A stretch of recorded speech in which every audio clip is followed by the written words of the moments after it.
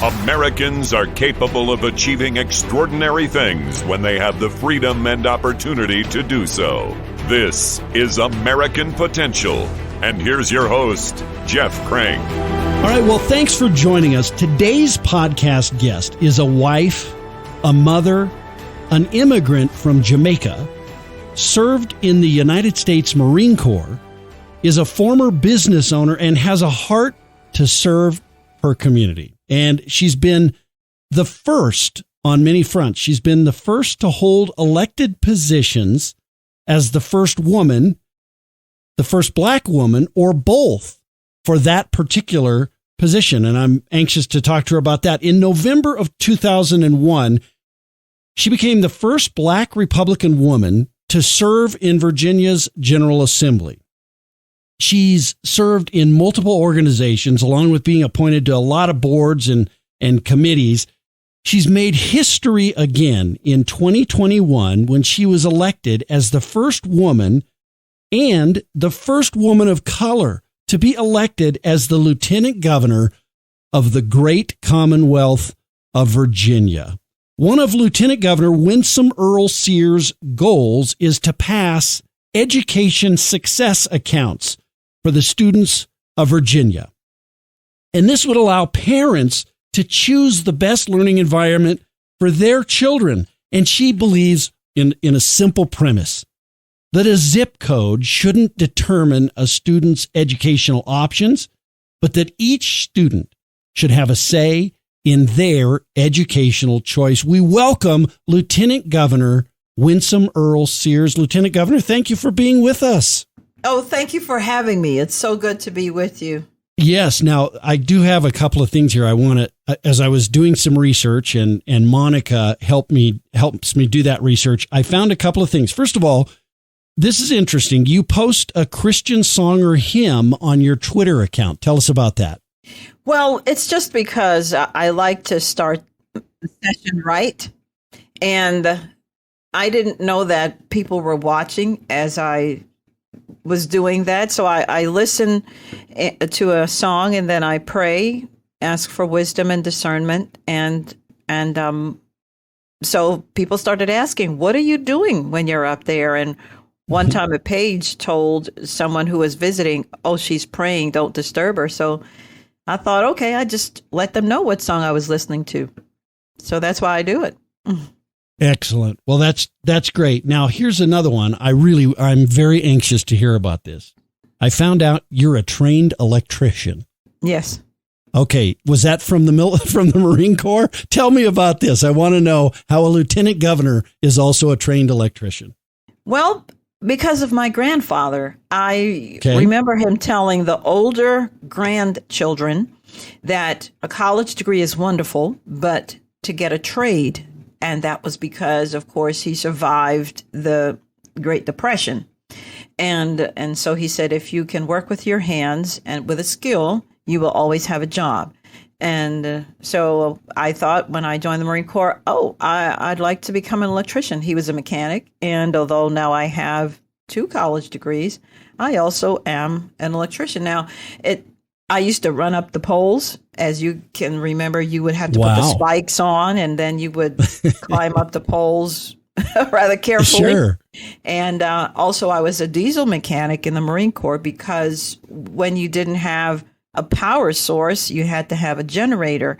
And we had sometimes the great big 100 kilowatt generators that ran on diesel. So if they broke down, you have to know how to fix them. So you could smell me before you saw me sometimes, but I always had lipstick. So you had lipstick and smelled like diesel, huh? Smelled like diesel. Yes. So, well, that's a great story. So, but that's unusual for not everybody.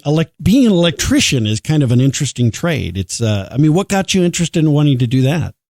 Well, that's my grandfather. And I guess I could have chosen plumbing or carpentry or welding or mechanics. But I don't know. Something about electricity fascinated me and has always, I guess, from the time when I was a little girl that I took an iron and put it on the side of my face to see if it was hot.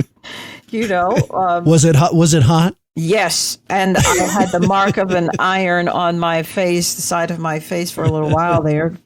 But there was one time when we were wiring a camp in the Marine Corps because we were doing some field exercises, playing war games, as we say.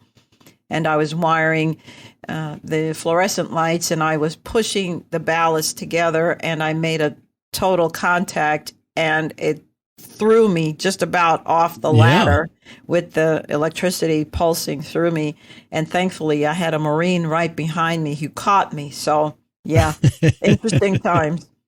It is. I did when I was a kid. I pulled off the back of a television set. This was one of the old TV sets, and and I had it unplugged. I was smart enough to unplug it, but little did I know that they still held a little electricity. Yes. And so I reached in with the screwdriver and touched something. And I think I woke up 5 or 6 minutes later, laying next to the television. So yeah, you got to be careful. Yeah. Yes. Okay. Well, so of all of the things that you've done, you've got an amazing. First of all, you've got an amazing story as an immigrant to the United States, right? From Jamaica and your family coming to America. And I take just a minute to tell that story and the greatness of this country. Well, my father wanted to come to America. It would have been easier for him to go to England because that's where quite a few Jamaicans went because it was, remember, we were a British colony. Just like America had been a British colony, but America, of course, threw off that and became independent. Well, we were still a British colony, so it was much easier to migrate to England. But he filled out the paperwork and did everything he could, signed all the documents, etc., and waited his turn to come to America. When he was finally allowed into America, it was August of 1963. It was just 17 days before Martin Luther King Jr. gave his I Have a Dream speech. So I asked my dad, why would you beg to come into America? It was a bad time for Black people. And he said, because this is where the jobs and the opportunities were. Mm-hmm. So where he, for some people, there were issues. He saw opportunity. He was going to, despite those issues, America was where he thought he could make a start for himself, a second chance. And it was. And no one is saying that bad things weren't happening. They were absolutely happening. I mean, there were real dog whistles. There were real fire hoses. We couldn't live where we wanted. We couldn't even eat where we wanted, and we were being lynched. So, but he still thought America was the best place. And so here I am. Here I am now, the beneficiary of that. I'm not even first generation American. I'm still the kid who came off the plane. So, and here you are, the lieutenant governor of the state of Virginia, right? Which was a southern state. Yeah, I mean, second in command in the former capital of the Confederate States. So I know that people, say America's this and America's that, and they think of everything bad that they can say. But look, we have to admit that God has given us the ability to move ahead, and things have changed. Otherwise, how could I be elected here in the former capital of the Confederacy? Yeah, it's pretty amazing. Your story is America's story. And there's just no doubt about that. Of all your accomplishments thus far in your life, what are you most proud of? Oh, gee. I think more than anything else, not that I accomplished, but that I was given opportunity. The Marine Corps gave me a second chance. It saved my life. America gave my dad a second chance, and for me, it was the Marine Corps. And I'm so grateful for them because when I needed the discipline, they were there. And I needed that discipline because my grandmother died when I was 18, and I was getting ready to go to college. I had my books ready, my curriculum all set, and then she died 2 months before, and I just knew that my life was over, and I just could not continue. And the Marine Corps gave me that discipline. So I think that's what I'm grateful for. Yeah. Wow. What a story. Now, you've got a really kind of a heart to serve your community, and I can see that. I think most Americans can see that. Where do you think that comes from? Well, I don't come by it naturally because, I have been a mean person, and every now and then it wants to rear its ugly head because that's who we are. We're sinful people after all. But right. It's because of my relationship with Jesus. He's changed me, and every day I have to wake up and, remind myself that I've been given a wonderful opportunity to serve, and that's what I'm going to do. And so, it's not anything innate, You never have to teach a child how to lie.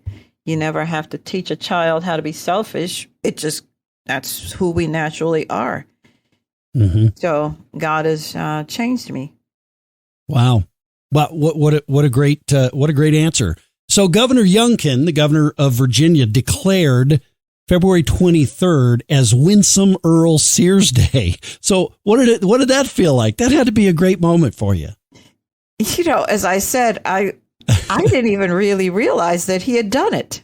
I knew that he did it last year, but I didn't know he had re-upped it.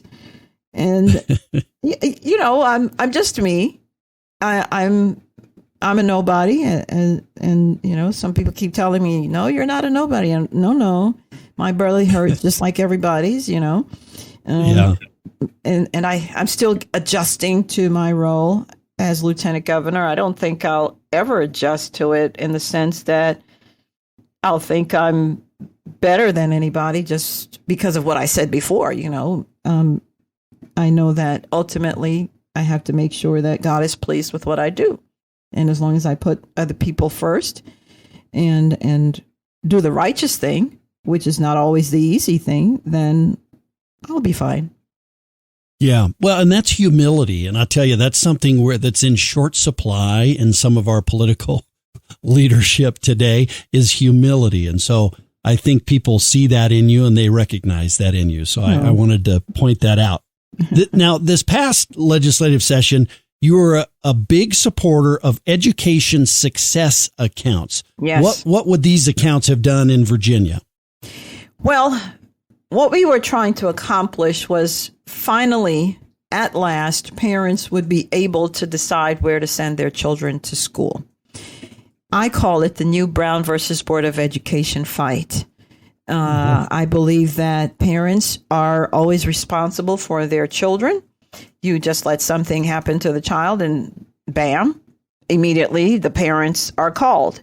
So in Virginia, for example, the state law says that there must be 990 hours of instruction and of public education instruction. And if you consider that from K through 12, then you're talking about 13,000 hours of a child being in public education. That's a lot. And we need to have parents to be a part of that decision making to say, well, I'd like to spend my money elsewhere. Or my child learns better in a different environment.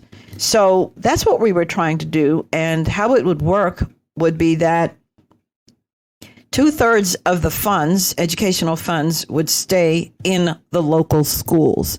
That is something I couldn't understand why that would be controversial, because what we were hearing is that, well, now we're taking public monies and giving it to private institutions. Well, let's examine that. We already do that in all of the country. We have SNAP food benefits. That's where the government, of course, gives money in the form of a voucher, some kind, to people who are at a certain poverty level. There is not a public grocery store. It's private. They have Medicaid and Medicare, and that's where public monies goes to private doctors and private hospitals. That's public monies that's guaranteed to private institutions sometimes. It's Section 8. Section 8 again. Public money goes to private landlords. So it's a specious argument, and there are those who just want to control our children. And finally, parents are saying, no, We want to make that decision for our children. And by the way, you know that we can do both. We can have public education and private education, parochial education, homeschool, whatever it is. Mm-hmm. But the parents should be able to make that decision. That is all. You know, and Lieutenant Governor, that's such a great, you gave some great examples there. I'll give you what I think is another one. We do it in higher education, right? We have Pell Grants and government student loans, and you can take those and go to Notre Dame, or you can go to a private, a public school. So, that is a terrible argument that folks make. And I will say, you see it happening in state after state across America. Education savings accounts and these things happening. This is the wave of the future. It's going to happen. And the sooner a state gets on board, the better off they're going to be for the children of that state. So. I think so. And I think here's another thing that they've the other side has said is that, this public money going to private institution, it's really only going to help the rich. Really? Do you think rich parents are waiting on a government program to decide where to send their children to school? No. They make those decisions, whether it's the choice of the neighborhood or they send them to private schools. It's nonsense. It's the rest of us that don't have that ability. And I think if you introduce competition into education, it will lift all boats. And finally, when you consider that if the child isn't there in the public school seat, but you get to keep 2/3 of that money, imagine that. And finally, also, you have where you have reduced class size. It's a win-win. Right. Now, I'm sure you heard from parents across Virginia. Did you hear some stories from parents who were being held back by this government rule, this government barrier that's been imposed? Yes, there are. I hate when politicians use the wickedness that Black people have historically suffered for their own agenda. And so we constantly heard that, the Black parents didn't want this, Black parents didn't want this. And by the way, did I say Black parents didn't want this? Well, we had so many Black parents who told us, no, we want to make this decision. We don't like what we see. We want different choices for our children. And who are these politicians to tell us otherwise? And we finally also saw where you had Democrats who were just straight up hypocrites about this. They, in fact, teach in the public schools, but they send their children to private schools. And they demand that we keep doing that. Wait a minute. If you think that education is so wonderful, why don't you take your children out of private school and put them in public school? You've made a choice and you don't want anyone else to make that choice. So a lot of eyes were opened. We heard from so many parents, not just Black parents, Latino parents, heard from parents in rural areas, urban areas, everywhere, who wanted this choice. And some of them were Democrats and said, we thought differently. We didn't know that these folks didn't want us to make these choices. Right. Now, so at the end of the session or at the end of the day, why didn't education success accounts in Virginia, why didn't they pass? Well, it's one of those things where people have asked me, Winsome, what did you think you accomplished this year? And I said, my greatest accomplishment was my greatest failure. And it was that we didn't get the ESA through. But you see, now we know who we're really up against. We now know who the real players are. We now know what the real arguments are. We now know all the people who will support. And we know so many things that we didn't know before. Some things, we had an inkling and now we know for sure. And we're coming back again next year, and we're going to keep fighting. We will continue to fight until parents have the ability to make the decision on where to send their children to school for themselves. We are no longer worshiping the brick building. The money must follow the child.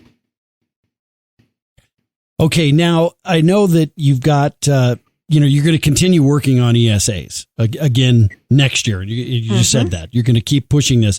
What other barriers? What are some of the barriers, I guess, that you see facing minority citizens, particularly in Virginia?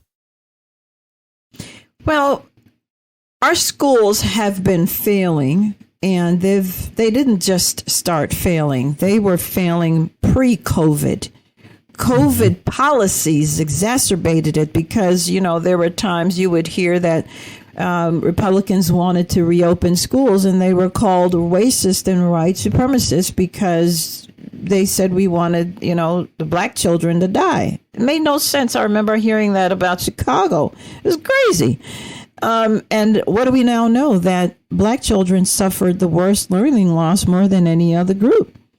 What we also know is that prior to COVID, one school principal told us in the heavily populated black middle school, she said that normally black children come to her 2 years behind. First of all, why are they coming to her when they're behind? They should be in full immersion, full learning to bring them up to grade level before they are moved on. This social passing on, it's a travesty to the child. Well, then she said, now that COVID policies have occurred where the schools were locked down, now they're 4 years behind. What am I supposed to do? Oh, my God. So we've got a problem on our hands where the NAEP scores, the National Assessment for Educational Proficiency, it's the nation's gold card. It was telling us that by 2019 in Virginia, 35% of Asian children, by the time they reached the fourth grade, could not do math. When it came to white children, it was 45%. When it came to Latino children, 70%. And this number brought tears to my eyes.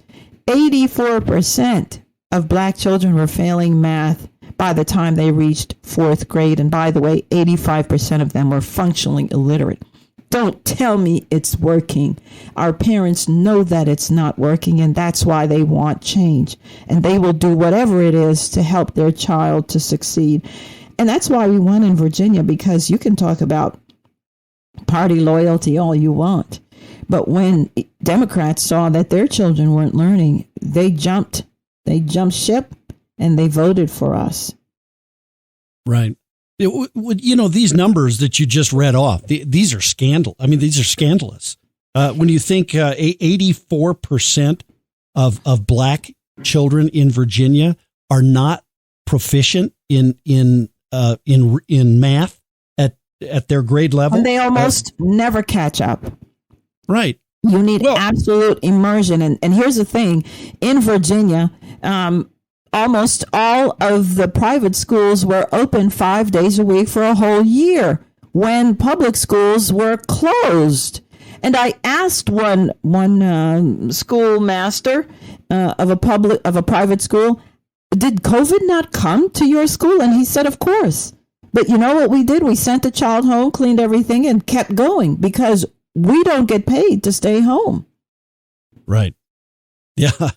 Yeah, it's incredible. And even if you look at the number that you gave was, I think, let me see if I got this right, 35% of Asian students in Virginia, yes, children were not failing proficient. Math. Is that we're failing math? Yeah, failing math by the fourth grade. Mm-hmm.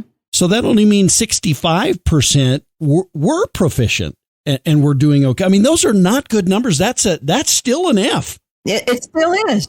When you're part of the 35% that's failing and you almost never catch up, that's a problem. I think it was Marcus Aurelius who said crime is poverty is the mother of crime. So the school to prison pipeline has already started because where are you going to, how far do you think you'll get in life without a skill?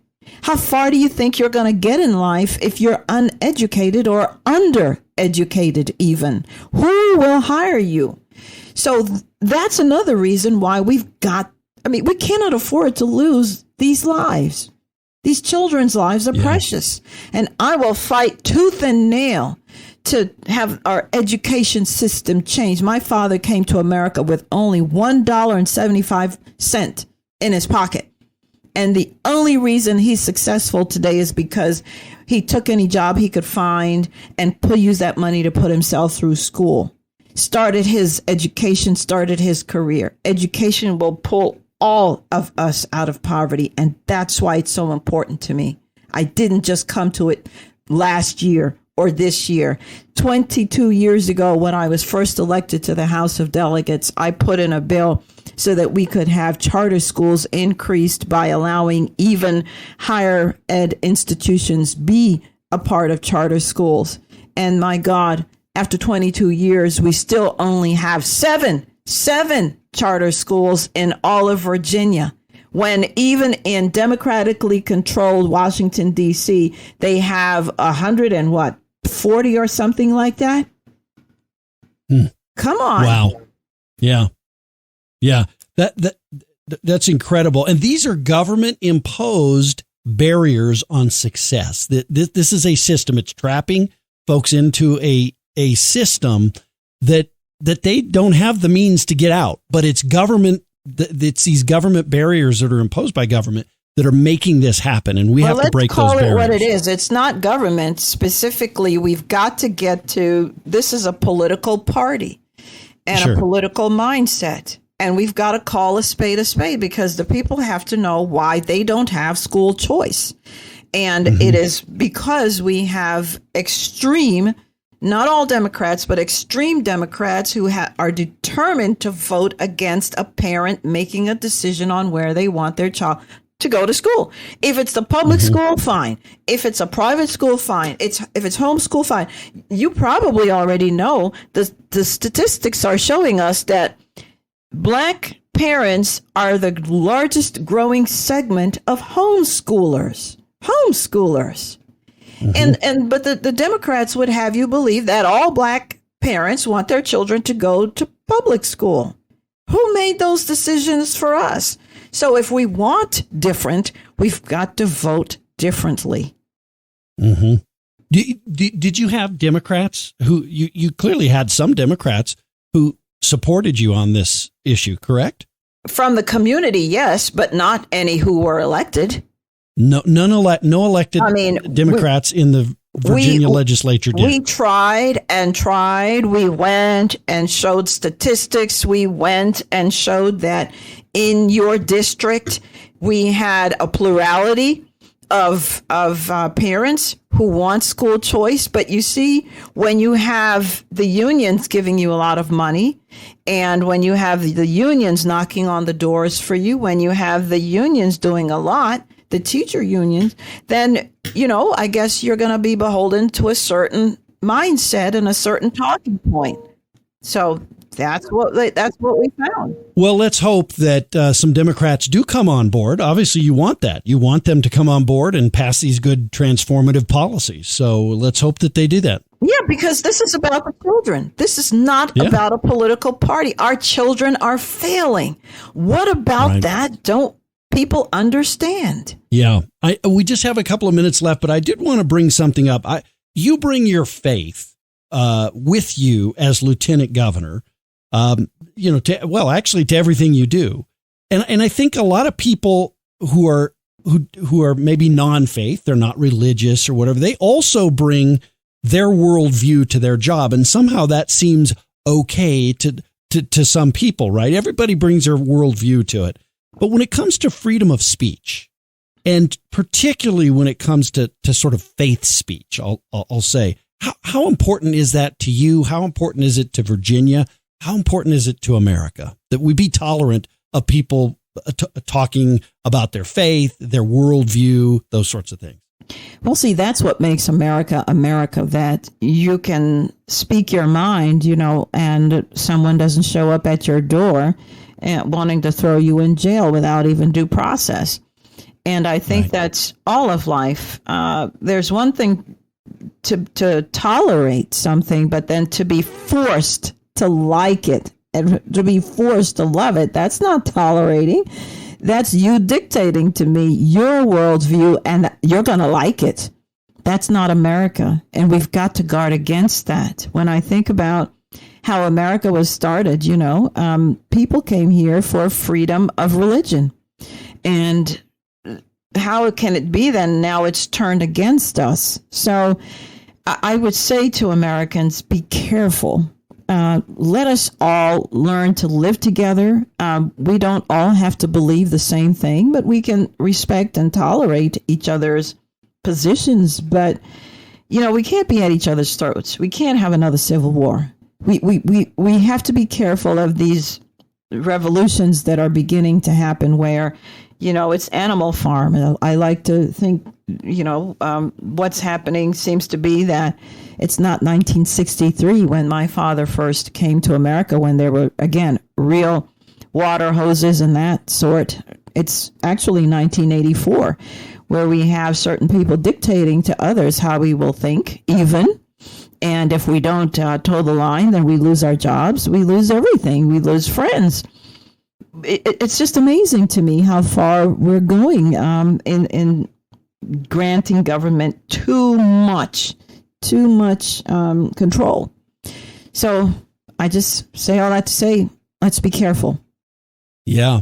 Well, and you mentioned the word tolerance, and that's literally what this is about, right? Is us tolerating other people's views. And for that to happen, people of faith also have to tolerate people who don't have faith and want to say what they do. So tolerance is such an important part of this, that we all tolerate other people and their viewpoints, right? None of us makes decisions from a vacuum. That means we would have to empty our heads in order to do that. It's nonsense. That never happens. We all have a certain point of view upon which we make any decision. And so whether you're Christian, Jew, Hindu, atheist, whatever you are, you all come with a certain viewpoint. That's fine. I'm not shoving mine down anybody's throats, and I don't want anyone else to shove it down my throat. You want to wear a symbol? Wear a symbol. You don't want to wear a symbol? Don't wear a symbol, but don't force me to do what you want me to do. I'm not going to do that to you. Don't do that to me. Yeah. Wow. Okay. Well, I mean, look, I started this, our conversation before we went on air. I told you about my daughter who's 20, who found out I was interviewing you, and she said, man, just tell her what a hero she is. And I just want you to know, it's not just my daughter. I think there's a lot of young, particularly young women who are out there, young women and young girls, particularly probably in the state of Virginia, who you're really a role model for them. And I want to encourage you in that. I'm sure you know that, but your humility probably doesn't allow you to publicly admit it too much. Well, it's a heavy burden, Sure. It's a heavy burden, and I'm just flesh and blood. I'm trying to do the best that I can, and always hoping that God is pleased. And so I think, because you can't please everybody, and you shouldn't try to, because sometimes the right thing doesn't always please everyone, and so you just have to do the best you can. No. Well, great. And I need a hero myself. Well, listen, I appreciate all you're doing. And thanks for taking the time just to talk to us and share your wisdom and your thoughts on all of this. You're a great policy champion. And as I said, a great role model for many people. So thanks for taking the time today. Well, thank you very much. And God bless all of you. All right. Thank you, Virginia Lieutenant Governor Winsome Earl-Sears. Oh, I had one more question for you. I forgot. Winsome, the name Winsome. I love the name Winsome, by the way. You're the first person I've ever heard with that first name. How did that come about? I meant to ask that. Well, Winsome is a known girl's name in Jamaica. It's not common, but it's known, and it's a more of a British name. Still, we didn't throw off our colonialisms. My mother actually had a best girlfriend, and her name was Winsome. She's Indian, and the Indians who came to Jamaica came from, of course, India. So we call them East Indians. The native Jamaicans died out during Columbus time. So everybody in Jamaica now is really a come here. So we have Chinese, we have Arabs, we have Indians, of course, we have black people and white people. Most of the white people who actually came to Jamaica were Irish, believe it or not English. They were Irish. So we got a big old mixture going on. Yeah. Well, that's great. I meant to ask that at the beginning, and I totally forgot, but I'm glad I got it in. So, yeah. Hey, thanks, Lieutenant Governor. Thanks for all you do. Appreciate you joining us today. Yes, thank you. All right. Thanks for listening to American Potential. Thank you for listening to American Potential. You may listen to more stories from Americans working every day to expand freedom and opportunity in their communities by visiting AmericanPotential.com.